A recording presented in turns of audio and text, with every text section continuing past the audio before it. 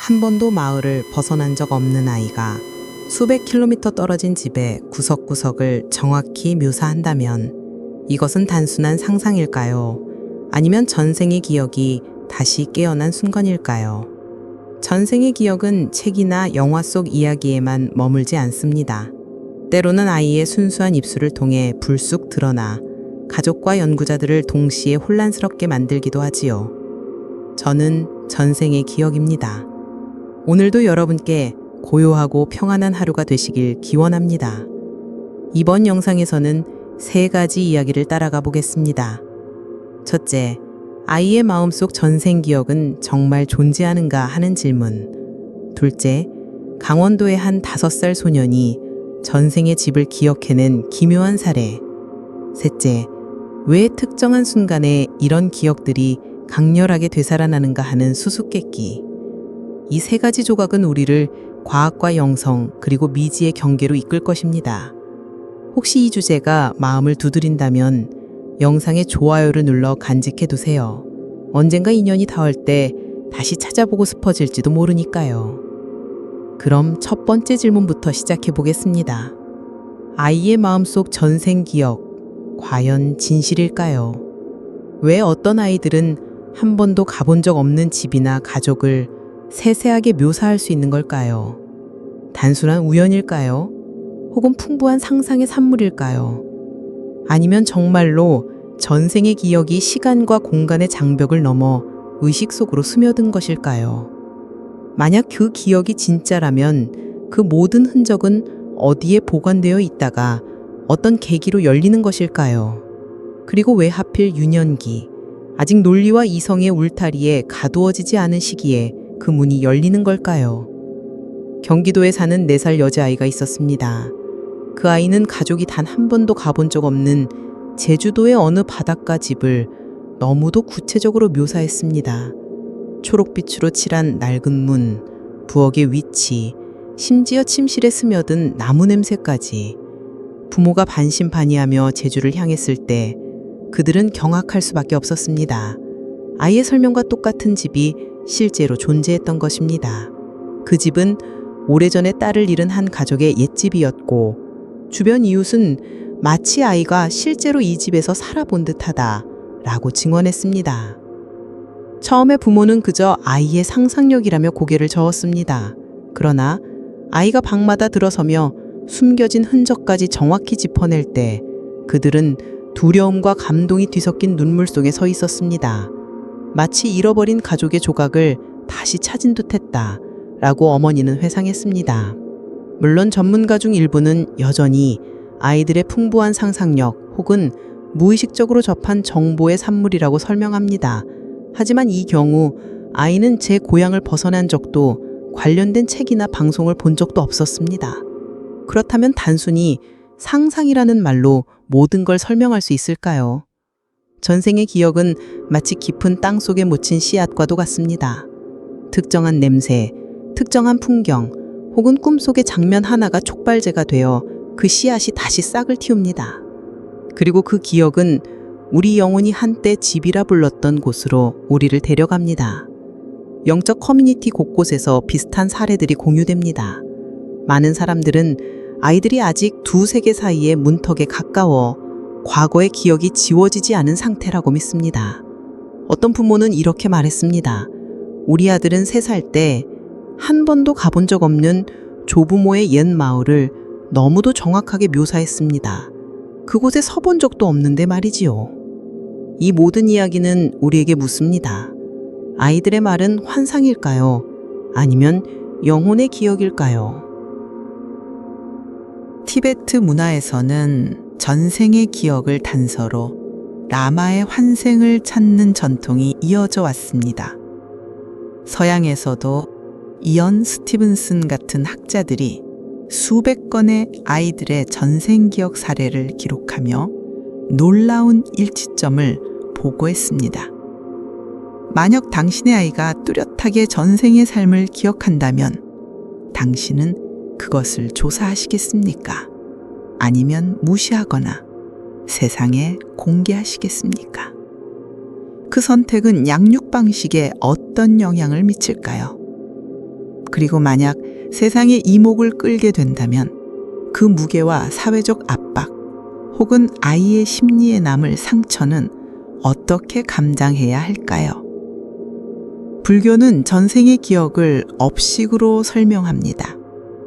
그 기억들은 삶과 삶을 이어주는 끈이며 아직 풀리지 않은 인연과 과제를 품고 우리 앞에 다시 피어오르는 신호이지요. 마치 윤회의 수레바퀴가 여전히 굴러가고 있다는 깊은 울림의 속삭임처럼 말입니다. 이제 한 가지 구체적인 이야기를 들어보겠습니다. 전생의 기억이 단순한 말이 아니라 실제로 한 아이를 집으로 이끌었던 순간 말입니다. 주인공은 강원도의 작은 마을에 사는 5살 소년 민준입니다. 그곳은 사방이 산으로 둘러싸여 바다와는 거리가 먼 곳. 하지만 민준은 말문을 트기 시작하면서부터 어느 집을 찾고 이야기했습니다. 페인트가 바랜 푸른색 대문, 보랏빛 라벤더 향기 가득한 청원, 그리고 바로 앞에서 부서지는 파도 소리. 처음엔 부모도 단순한 유년의 상상이라 치부했습니다. 하지만 같은 장면, 같은 어조로 반복되는 말에 어느 순간 등골이 서늘해졌습니다. 결정적인 순간은 어느 가을 저녁 찾아왔습니다. 온 가족이 TV 여행 프로그램을 보던 중 민준이 갑자기 자리에서 벌떡 일어나 화면을 손가락으로 가리키며 외쳤습니다. 저게 바로 내 집이에요. 화면 속에는 부산의 어느 바닷가집이 비쳤습니다. 민준이 사는 곳과는 수백 킬로미터 떨어진 곳이었지요. 궁금증과 두려움이 섞인 부모는 결국 그곳으로 아이를 데려갔습니다. 놀랍게도 민준은 망설임 없이 그 집의 마당으로 뛰어들어가더니 익숙한 발걸음으로 구석구석을 짚어나갔습니다. 이끼 낀 오래된 우물, 토끼 모양이 새겨진 매화나무, 그리고 2층의 작은 방을 가리키며 여기가 내 방이에요 라고 말했습니다. 더욱 충격적인 건 집의 현 주인인 한 노부인이 몇 년 전 치워버린 물건들까지 민준의 입에서 정확하게 묘사되었다는 사실입니다. 심지어 바닥 밑에 감춰두었던 나무 상자까지. 노부인은 눈물을 흘리며 털어놓았습니다. 그 집에는 6살 무렵 뜻밖의 사고로 세상을 떠난 아들이 있었다고. 민주는 그 아들만이 알던 습관과 놀이까지 세세히 말해주었습니다. 순간 자리에 있던 모든의 등골이 오싹해졌습니다. 이 이야기는 처음엔 지방신문에 실렸지만 온라인 커뮤니티에 퍼지며 순식간에 수천 개의 댓글과 논쟁을 불러일으켰습니다. 많은 영적 연구자들이 찾아와 민준의 기억을 인터뷰하고 녹음했으며 심지어 과학적 검증까지 시도했습니다. 부모는 믿음과 두려움 사이에서 흔들렸습니다. 그들의 아들이 정말로 눈에 보이지 않는 문턱을 넘어선 것이 아닐까 하는 설명할 수 없는 두려움과 경이로움 속에서 말이지요. 그렇다면 왜 하필 지금 이 순간 그 기억들이 깨어난 것일까요? 단순한 우연일까요? 아니면 과거의 힘이 현재를 흔들며 보이지 않는 끈으로 우리를 불러내는 것일까요? 이제 마지막 조각으로 향합니다. 무엇이 전생의 기억을 다시 살아 숨쉬게 하는가? 왜 민준의 전생 기억은 말을 배우자마자 드러나지 않고 특정한 순간에 또렷하게 깨어난 것일까요? 환경, 심리 혹은 어떤 보이지 않는 에너지가 그 기억을 불러낸 것은 아닐까요? 어쩌면 기억은 늘 그 자리에 숨어 있다가 익숙한 풍경이나 소리, 감각에 닿는 순간 문을 열고 솟아오르는지도 모릅니다. 여러 기록에 따르면 전생 기억은 대개 강렬한 방아쇠에 의해 되살아난다고 합니다. 사진 한 장, 향기 하나, 장소 하나가 과거의 문을 열어젖히는 열쇠가 되는 것이죠. 브라이언 와이스 박사의 많은 생 많은 스승에는 최면 상태에서 전생을 또렷이 묘사한 환자 캐서린의 사례가 나옵니다. 그녀는 현생에서 경험한 적 없는 인물과 풍경, 사건을 세세하게 설명했습니다. 일본의 한 소년도 바닷물의 짠내를 처음 맡는 순간 어부였던 전생을 기억해냈습니다. 그는 오래전 어부들만 알던 배의 구두와 그물 매는 법까지 정확히 말해주었습니다. 부모와 주변 사람들은 충격과 두려움 사이에서 흔들립니다. 마치 과거가 현실 속으로 걸어 나온 듯한 순간이니까요. 경이로움과 불안이 동시에 몰려오며 그들은 해답을 찾고자 합니다. 신경과학자들은 이런 현상을 무의식 속 파편 정보와 상상력이 뒤섞인 결과라 설명합니다. 그러나 순수한 상상력만으로 현실과 완벽히 맞아떨어지는 세부 묘사가 가능할까요? 만약 그것이 무의식 정보라면 그 조각들은 어떻게 하나의 생생한 이야기로 이어질 수 있을까요? 과학이 이렇게 설명하지 못하는 부분이 있다면 우리는 기억이 뇌 바깥에도 존재할 수 있다는 가설을 열어두어야 하지 않을까요? 기억은 두꺼운 재 속에 숨어있는 불씨와도 같습니다. 적절한 바람 한 줄기, 바로 기억의 자극이 닿을 때 그 불씨는 다시 타올라 어둠을 밝힙니다.